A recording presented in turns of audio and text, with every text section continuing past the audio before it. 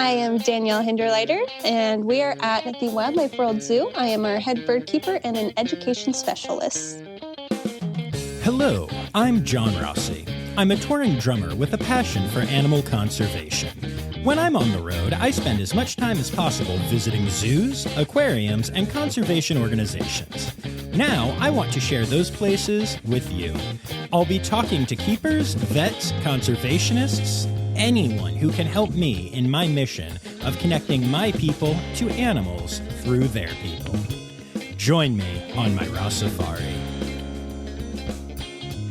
Hi, hello, how are you? Welcome back to the Rossifari podcast.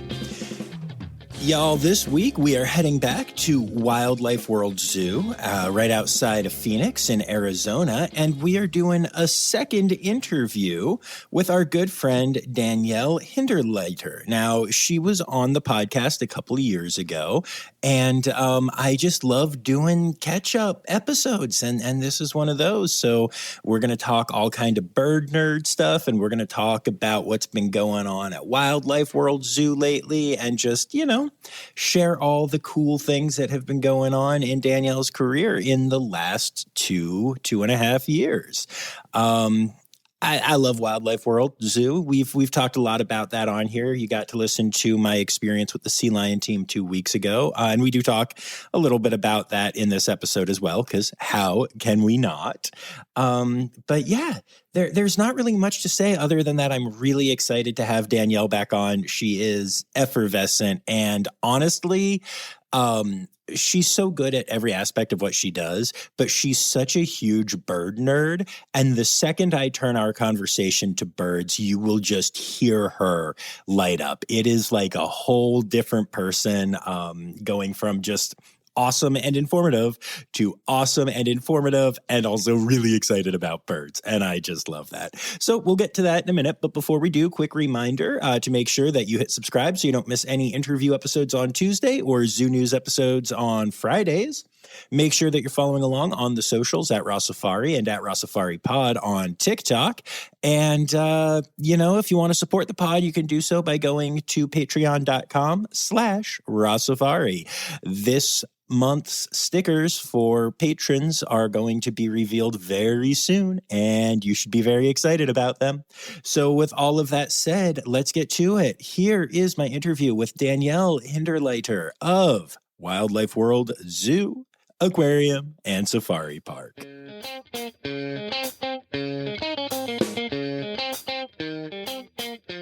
We had you on the podcast 2 years ago. And at the time, I remember, I don't remember exact details, but you were just kind of coming into this position where you're doing more of the the PR stuff and that side of the zoo as well, and kind of being one of the faces of the zoo. And so how is that? How has that been going for you? It has been incredible. I have learned so much, and something I really love, so many things actually, of course, but something I really love is it really pushes me to learn about different types of species, because as a bird keeper, of course, my mind usually goes to, what's going on with this bird, and so leads me into the research there. So it really just drives me to just learn about so many other amazing animals that we have here that, you may walk past and think, it's just another gazelle, but you don't realize, it's actually really endangered. And these are, all of the conservation efforts that have been put into place to help this animal thrive out in the wild, have a sustainable breeding program. So I've just learned so much, and I'm really, really grateful to have that opportunity. And of course, there's the advocacy for these animals. Like I said, you may walk past a gazelle and not realize it's very endangered, critically endangered, So it's just really nice to be able to advocate for those animals and give them a voice. I think it's just hugely important for conservation. Yeah, no, absolutely. And I remember, I'm gonna throw you under the bus only a little bit, but I remember you were so nervous last time. Yeah. And we did the interview in Christy's office, who has also been on the pod, and got very positive critique, but it was a critique thing as you were learning how to do all of this. And now I just shot you a text and I was like, yo, interview, I'll be in town. And you were like, heck yeah, let's roll. And I'm paraphrasing slightly on both parts. Yes, Yeah, and you seem totally confident, totally comfortable, no supervision today. Like, I can tell just from just who you are now compared to 2 years ago, how much more comfortable you are. And that is such a joy to see. It really is. Thank you. I honestly, it's crazy to look back and watch like my first few segments, and then to look at segments now. And obviously, like, I'm still learning and growing, as we all are all the time. But it's just crazy to see like even for myself to actually watch those and back and see and again learn from them. But it's been quite an adventure for sure. And I definitely feel a lot more comfortable now. Like you said, I was a little nervous being on a podcast last time. But yeah, I was very excited when you reached out and I heard you were coming to town and reaching out to Wildlife World. Yeah, of course. I mean, I will always support and feature this place because there's just a lot of good here. There's a lot of really amazing species, a lot of really cool work. And honestly, the people are fantastic. I love it here. It's really like a big family. And I heard it on my first day of, my volunteer interview. I heard that it's like a big family. And then I started working here and it really, really is. And it's just really great. And right now we're just really focusing on enhancing our guest experiences too. And one of my favorite things is like, how you see so many people when you go to a zoo, right? But you don't know, maybe it's their first time at a zoo. Maybe it's the only time they'll ever go to a zoo. Maybe it's, maybe they come all the time. But just creating those special moments for people and making their day special here. It's like a big family, not just in the sense of the staff, but the people that come and visit as well. Definitely. I actually, it's funny you say that. So I will probably be talking about this more in another episode, but I am here all week volunteering, as you know, but for my listeners, volunteering with the sea lion team. And it's, first of all, today was only my first day, but already, wow, just an amazing team, right? They're phenomenal. They're insane. And Krista who runs that program is such a brilliant trainer, but also such a brilliant leader. Definitely. But what made today so cool was during the second Sea Lion show, we had a bachelorette party. And they just mentioned to one of our volunteers, not even like one of the lead trainers or anything. Yeah. They just saw them and they were like, hey, I think the exact quote was, hey, Wildlife World girl, where is the Sea Lion show? Because we got a bachelorette party and we're going to be up in that, was, I believe, the exact quote that they said. And I love that so much. And they came back and they were like, yo, there is a bachelorette party. We got to do things. Yeah. And so that bachelorette party, the actual bachelorette, during the show, got a sea lion kiss. That is so amazing. And got one of the ornaments. Yeah, that's awesome. And then we held the whole party back and they got to meet one of the sea lions and get photos and all that kind of stuff. And it was just to treat them, to love on them, just to make them feel welcome. And it was a large group and they were not expecting it. There was no expectation. And watching how genuinely excited the entire team was. I mean, you would have thought that we were all meeting sea lions for the first time because we were buzzing from the experience. Oh, that's awesome. And they loved it and it could not have gone better. And Megan Krista, she was so worried that like everything be perfect that we did pictures in the sun, pictures in the shade, and a different kind of picture just to make sure that this bride-to-be would have the perfect memory. That's amazing. It was so cool. And in that moment, did cleaning matter? No. I mean, yes, we were then going to go clean, obviously. But for those 10 or 15 minutes, our entire team, because a lot of times something like that happens at a place and they'll send one or two people that'll do it and all of us go back and clean, right? Which is fine, of course, whatever. Our entire team was a part of that experience and taking pictures for people and talking to them. And it was beautiful. And we were all on board. We were all happy. We were all sharing our knowledge and excitement and experience. Even little old me on my first day got to talk to, and it was just, you don't see that at a lot of places. Yeah. No, they are special. A phenomenal team. Yeah. And every time I get to go over there, it's like a little treat, like not only are there sea lions, but like I said, in what we were just talking about, it is like a family, and it's just really cool to be able to work with such incredible people who are not just great at their jobs, but great with those interactions with others, and I think that's really, really important when you do have, a facility with animals, is to connect people with those animals, because they are representing those wild counterparts. And when you make those special experiences for people, it greater, drives them to want to conserve and protect them out in the wild. So it's so much fun, though. It's so much fun working here. And I love if I see a kid and I have a cool feather, obviously one they can take. Right. But like if I have a peacock feather, you know what I mean? It's so much fun to be like, oh, hi, do you want a feather? And it makes their day, and they get so excited for it.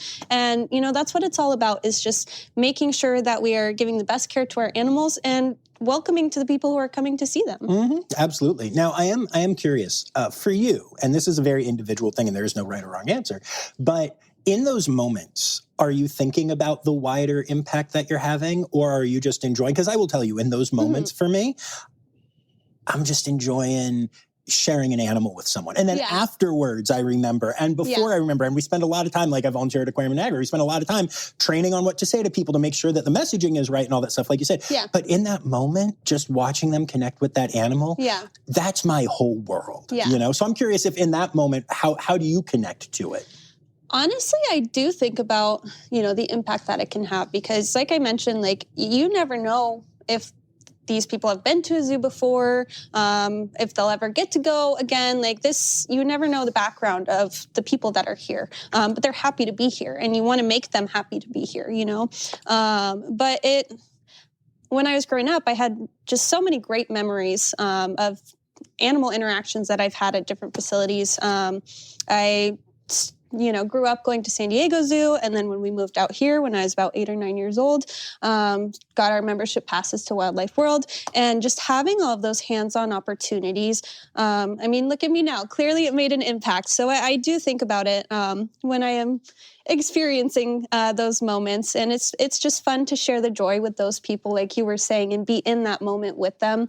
But it is, like we were saying, so important to create those moments also, because it can have a lasting impact. Mm-hmm. Yeah, no, literally, that's why I'm doing this. That is, I am that guy. I didn't grow up studying biology or anything like that. But I was so inspired that I found my way into conservation and into this unique, whatever this crazy podcast thing is. And, the whole thing is it was just being inspired. Mm-hmm. And I always like to say, the keepers that inspired me have no clue.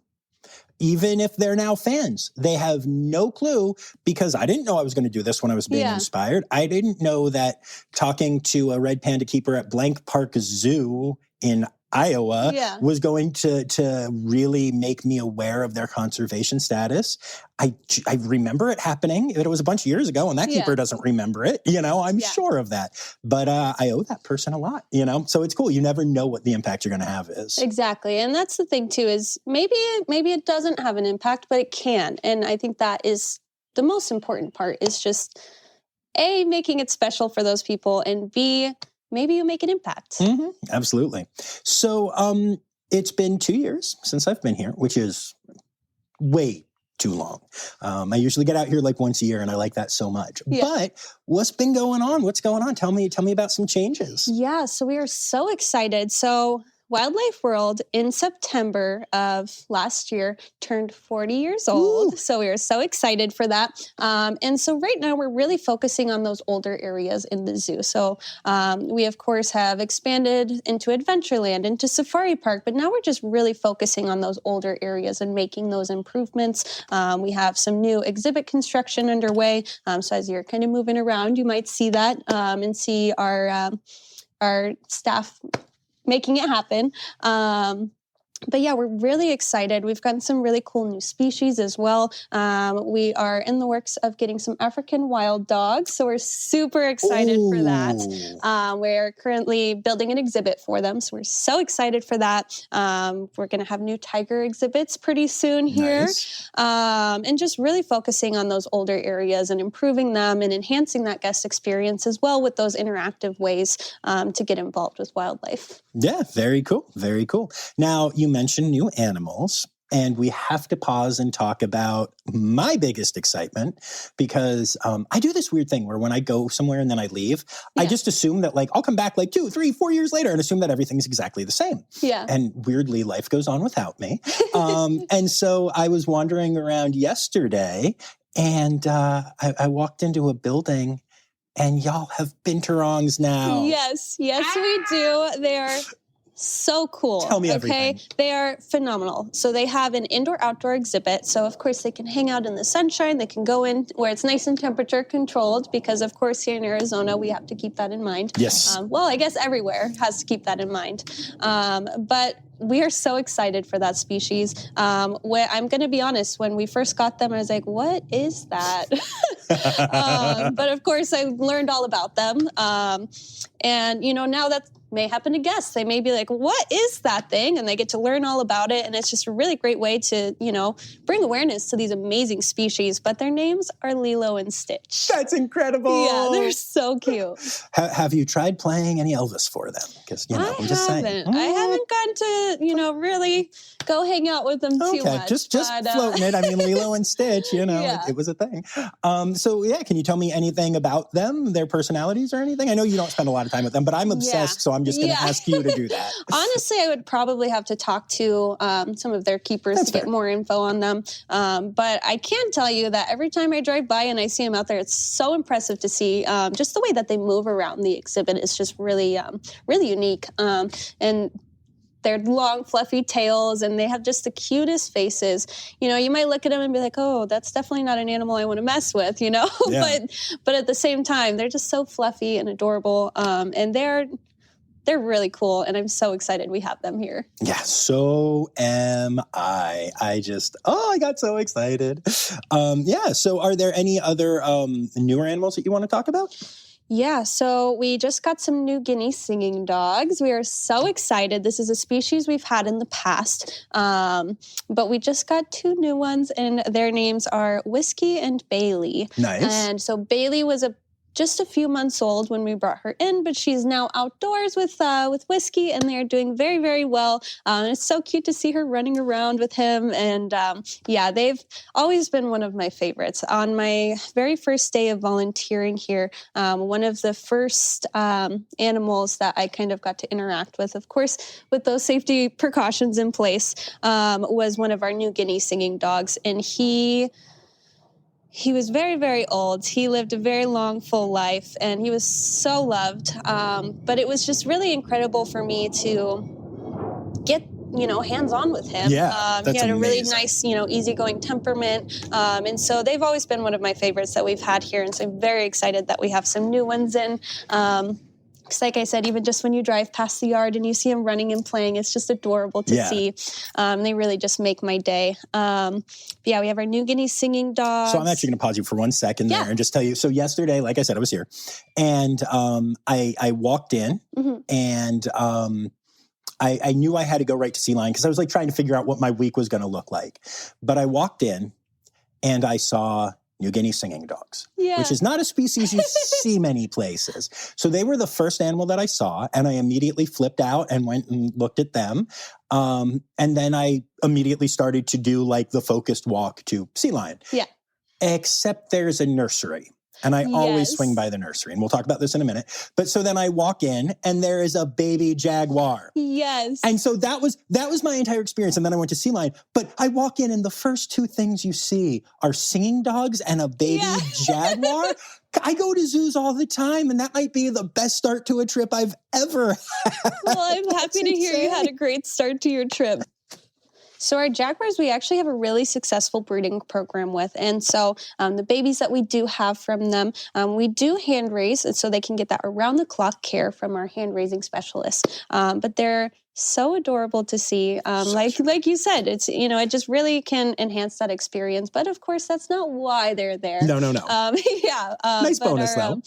Right. I know. It is really cool to see like the difference just between that little baby and then, walk a little bit down the path. And then you see just how, impressive those adults really are. For the safety of our little ones here, we do have certain species that we will hand raise, and that way we can get daily weights on them. We can monitor food intake and just really make sure that those babies are getting, everything that they need to grow and develop into wonderful adult jaguars, Yeah. you know?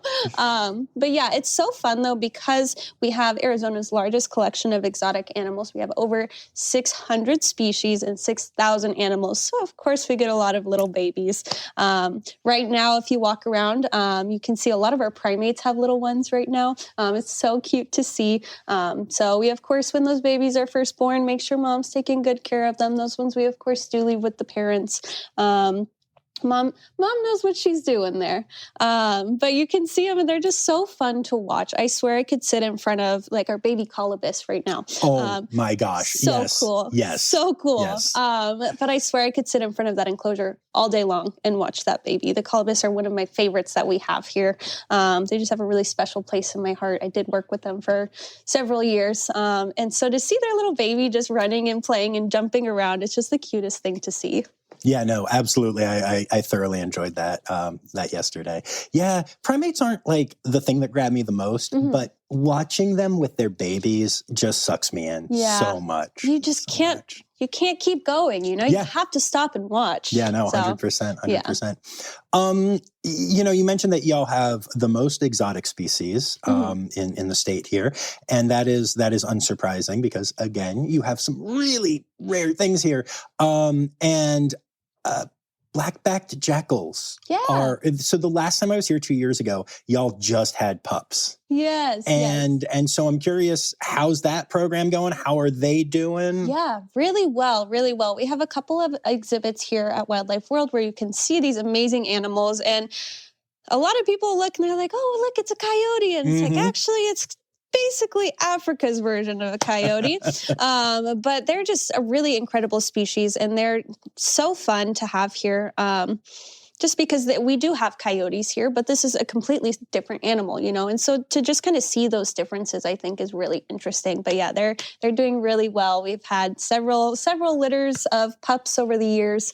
So just really, really grateful to have those little guys running around here. Nice. That's very cool. Now, I'm curious about something from a logistics standpoint. When you have a species like black-backed jackals, which are not found many places, and then you do have a breeding program and everything,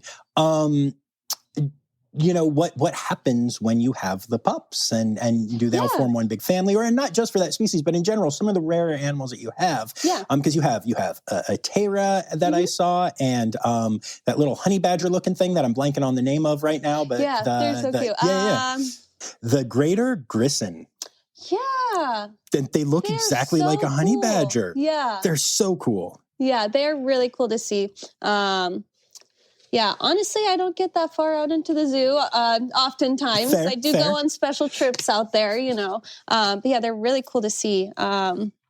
And like you were saying, like there are so many different rare species that, you know, you may not have even known existed or, you know, maybe you did and you've never seen one before. And to see them in person is completely different than seeing them, you know, like a picture or a video of them. So it's just really cool. And then, you know, just building those bonds with those animals. I think last time we were talking about the silvery-cheeked hornbills last time we were out here, and how he'll just sit right there and interact with guests all day long.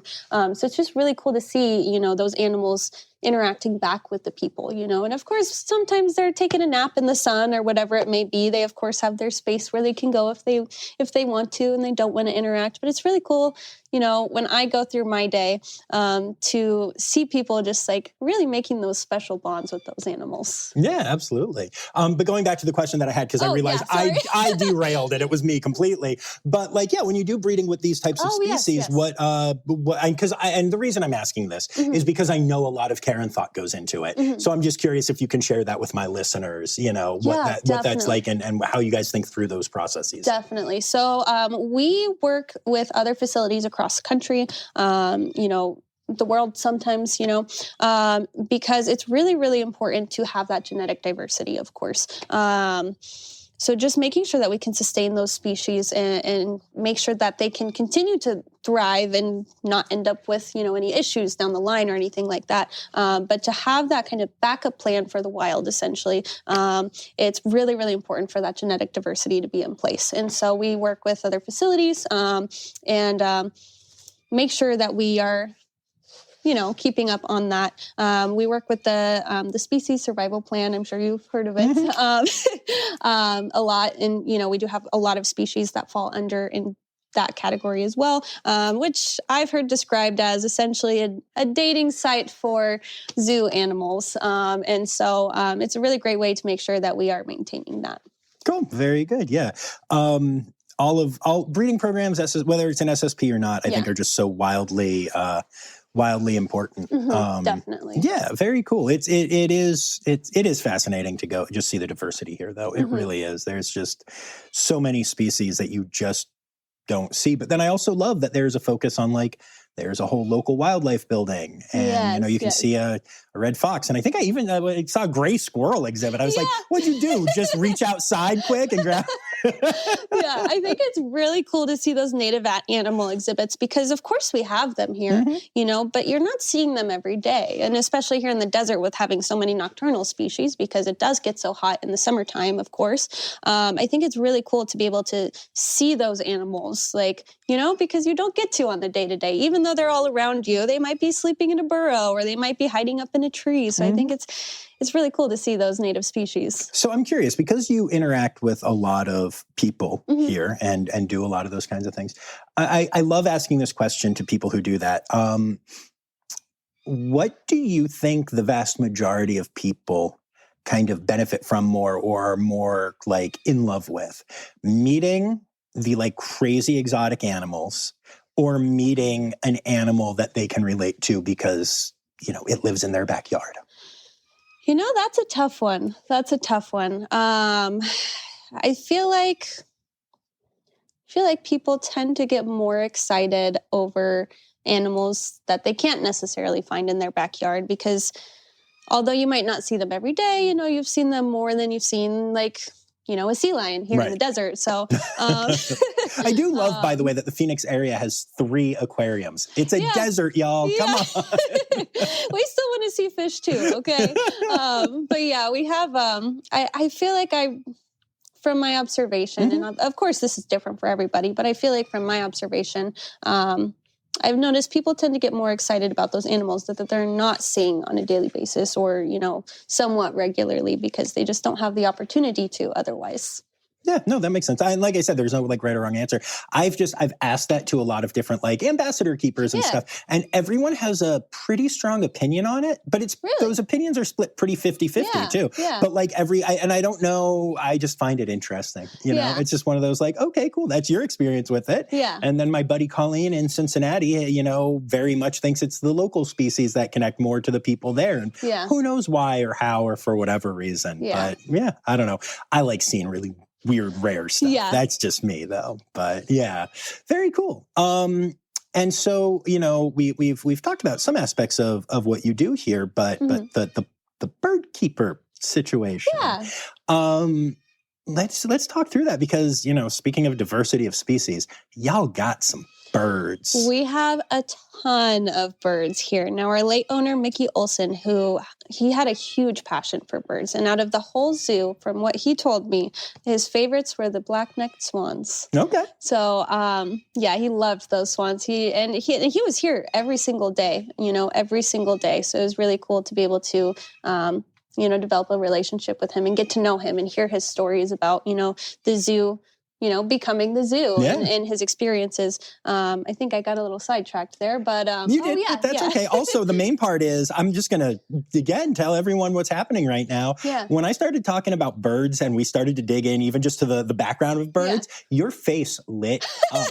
As soon as I mentioned birds, you cocked an eyebrow and I could see the excitement happening. And you for a moment lost your little, I do PR here facade, and you were just an excited bird nerd, which I love because, I'm definitely a bird nerd. And I have to cut myself off sometimes. I'm like, oh, not everyone wants to hear about birds, Danielle, That's what this podcast is for, though. We love it. It's so much fun, though, getting to work with them on a daily basis. But back to my original point, he had a huge passion for birds. And so, of course, we have a ton of really incredible birds here. And I'll be in the bushes crying when I hear people say, oh, no, it's more birds. I'm just kidding. But no, people do stop and they talk to him. And like a lot of the parrots that we have here, they'll stop and they'll like dance with the birds. And that's so much fun to see, because they love that interaction. And over 90% of our parrots here have actually been donated to us throughout the years. So we've got quite a large collection of them. But a lot of people don't realize what they're necessarily taking on when they bring, any exotic pet, but especially parrots into their home. And of course, it's really important to always do your research before bringing an animal into your home, any animal for that matter.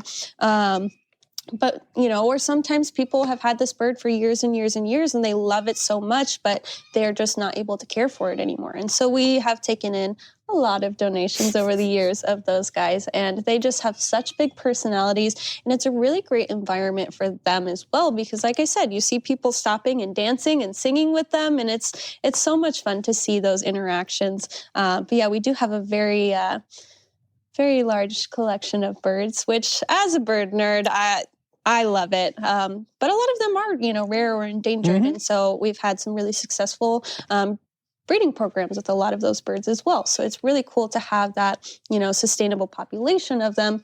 And also for people like me who get so excited to see, a Nicobar pigeon if they go to another zoo. It's really cool to see those differences in the different species. Absolutely. Yeah, no, birds are incredible. What are some of your favorites to work with here? Are we talking about species or individuals? Yes. Okay. Yes, we are. So I would say that and I know you titled the last one like favorite terminology, right? Yep. So you're going to get quite the list here again. But I really love the parrots, if you can't tell. The cranes are a lot of fun to work with. And the blue-bellied rollers, really like them. We have one. Her name is Charlene. Okay. Tell me about Charlene. And she's just the cutest little thing. And I was just fascinated when I first started learning about them.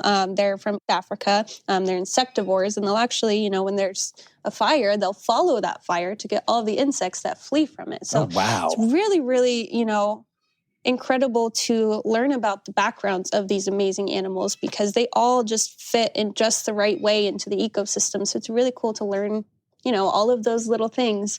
And also, they're following fires. That's crazy, But that is crazy. I've never heard that. That's amazing. It's incredible, right? But yeah, she's really cute. We have a blue and gold macaw named Bobby, and he is right outside our baby animal nursery on our open air perches, and he loves to sing and dance. It's his favorite thing. He's just so cute. He really is. And he's so much fun. And when I walk up to him, I've made him a little theme song. No, I will not sing it right now. Oh, no. But when I walk up to him, he'll do this little mumble singing to me, which is so cute.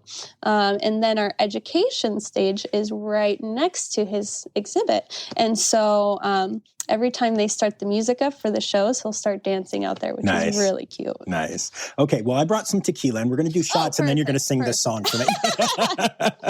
Oh, man. That's actually how I get the best interviews. I just, there you go. Whatever. It's fine.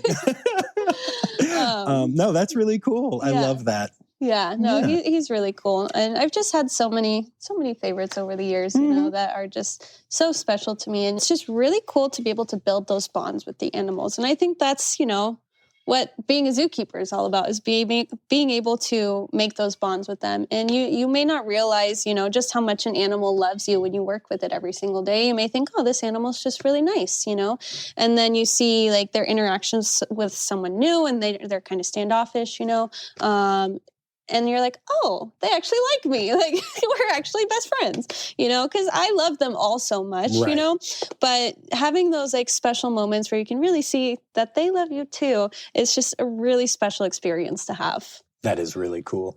Now, I'm going to put you on the spot. And by the way, I don't actually expect you to remember this. But you have a type of bird here. You have multiple species of this type of bird that I'm obsessed with. Turacos. Oh, look at you. You remember. I'm impressed. Yes. Talk about the Turacos a little bit. I know we did last time, but I don't care. It was 2 years ago, and I'm obsessed. No, they are so cool. We have white-cheeked Turacos, violet Turacos. We have our western gray plantain eaters. So to name a few. Yes, and Lady Ross, I know. Yeah, great. There's a ton of them.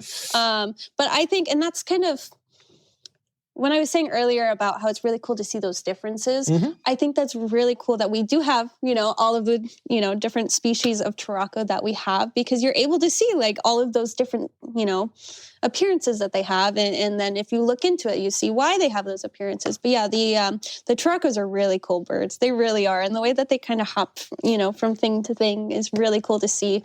I know some of our keepers put up, because I actually don't have any of I have one Turako. I have one Turako. Yeah, so some of our keepers taking care of are really cool little birds that hop around. They put some ladders in there so they can hop across from each part of the ladder, and it's so cute to see. They're really cool birds, and watching them interact with all their little enrichment items. I did have one. She went to another area, but she her name is Jenny, and she is a Western gray plantain eater, and she is over. Do you know where Butch the rhino is? Yes. Okay, over there with those ones. Okay. Kind of if you're leaving Dragon World, and she's such a cool bird. Like, they just have the coolest appearance to them. I had a volunteer one time, and he said that they look kind of like a bird of prey in a way, just with the way that the feathers are structured. But it's just really cool to see all of those different species kind of right there and see those differences. No, absolutely. And, it goes back to what you were talking about giving those experiences and making people care about animals. As we were talking about before we started the interview, I was not a bird person until I became a bird person through this podcast by literally meeting animals. Yeah. And the first bird I ever met was a Lady Ross's Turako. Really? And her name is Zulu. She's incredible. Yeah. I actually met her before I started doing Rossifari type things. Yeah. There was just a keeper that could tell I was interested and let me be involved in some stuff. And not only did that start my love of birds, but also, is it a surprise that Turakos are my favorite now? No, because I fell in love with a Turako. I mean, it really is that kind of thing where that had a huge impact, Definitely. It's really cool. Definitely. That's me with the blue-bellied rollers too, like you look at all of the birds that we have here and this little blue one, and that's one of my favorites. Yeah, no, that is cool. I love that. And I love that, this is one reason I love doing this podcast is I didn't know that fire thing. And now the next time when I walk out of here today and I go and I see blue belly rollers, I'm going to be like, cool bird. Yeah. Super cool bird. So excited. They really are. Yeah. They're incredible. Absolutely. Cool. So, what else is going on at the zoo? Tell me things. Yeah. So we're really focusing, like I said, on, doing that exhibit construction and improving those older areas, but we're also really focusing on enhancing our guest experiences as well. So we're offering encounters that you can book on our web pages. You can meet our sea lions, get a kiss from Crockett. Highly recommend. Highly recommend. Anytime I can get a kiss from Crockett, it's a great day. Yes. But yeah, you can book encounters with our sea lions. We have capybaras, which everyone loves capybaras, of course. And especially when they're named BB-8 and Chewbacca. Yes. I mean, come on. Also, they have a best friend that is a duck. Skipper. Yeah. Skipper's so incredible. Cute. Yeah. I was spending time with them today. It was amazing. Good. Yeah, I came with my sisters last weekend or the weekend before, and we just kind of walked around. My sister was like, I want to go to the aquarium. I was like, when? Today? She was like, yeah. I was like, okay, let's go. And so we just walked around, and I saw them out there. And of course, little Skipper was sleeping right there, right next to him. It's the cutest thing to see. And you can see a lot of those really cool dynamics as you go through, of course, because we have a lot of those multi-species exhibits. Yeah. So it's really cool to see those unlikely friends out there, Skipper was grooming BB-8 when I was here yesterday. Really? It was adorable. That's fully so cute. Standing on her. Yeah. And grooming, and BB-8 was just asleep and was totally chill, like falling asleep at the spa kind of thing. Yeah. It was incredible. Yeah, no. That is and I was so just cool. like, what am I saying right now? Right. And again, it's amazing that after 5 years of doing this podcast and 10 years of touring and being obsessed with zoos and stuff, and I mean, I loved them before that, but 10 years of really hitting a bunch and traveling, I can still walk into a facility and see something like that and have my mind blown for the first time. Yeah. You know, and it's like, what did I just see? Right. Why zoos and aquariums are so amazing. Yeah, it's really cool to see like just those natural behaviors, whether it's, you know, one species or two completely different types of animals, and see the way that they kind of interact with each other. It's really incredible to see, you know, those special experiences. And you can hear our little ducks outside right now. They're like, I want to be on the podcast too. But yeah, just really focusing on enhancing those guest experiences and making those connections and making it a special time for them. You can also book sloth encounters now. So sloths are super cool, and a lot of people don't realize how cool they are, you know. But the people that do, they tend to love sloths. I feel like you're like, oh, sloths are cool, you know, or you really love them. And that's me with birds, of course. Sure. But yeah, if you love a sloth, you can come meet Luna. You can book on our web pages. So just really creating those special moments for people and just enhancing the experience. It's really kind of what we're working towards. And of course, we've always felt that way, you know, and tried to have those hands-on things, but just trying to do more and more and more of them. So just get people interacting with wildlife. So we have, of course, all of our other hands-on things that have been around for a long time. Our lorikeet feeding aviary is one of my personal favorites. I have a picture of me about 8 years old in there with birds all over me.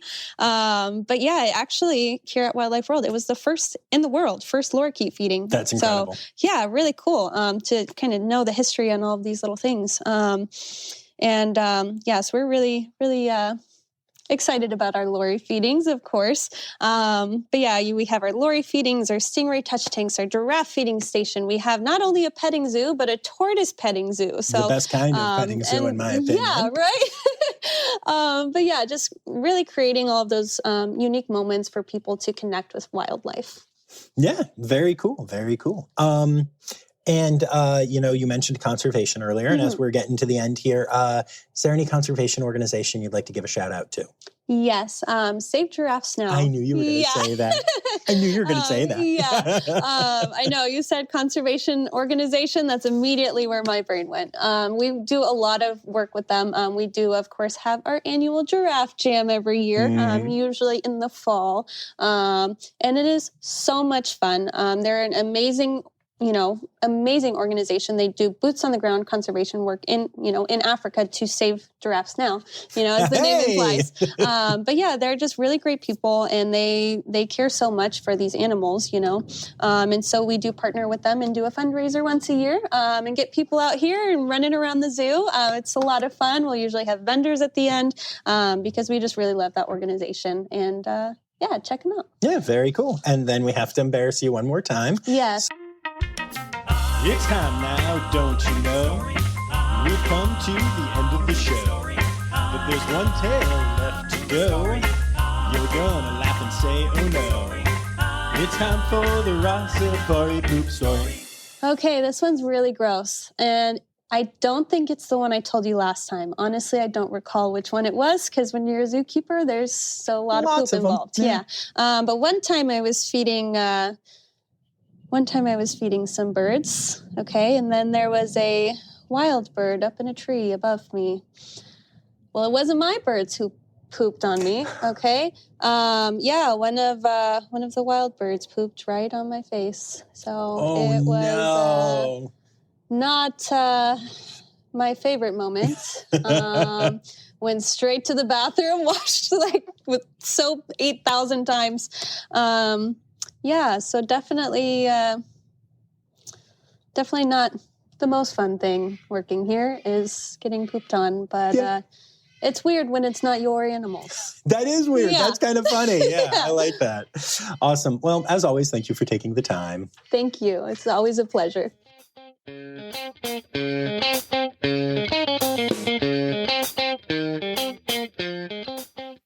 All right, so there you have it, folks. I'm always so excited to have return guests who are so cool and wonderful and fun and passionate. And Danielle and I had a really wonderful time, as I'm sure you heard. I hope you all loved that as well. Now, I do have to tell you, Danielle came to find me in the zoo a little bit after our interview because she wanted to ask me, some logistical questiony things. And sure enough, rather than text me, she just came right down to where the Binturongs were hanging out, knowing full well that I would be there. And there I was hanging out with Lilo and Stitch. I love that she didn't even bother sending the text. She just knew where I would be.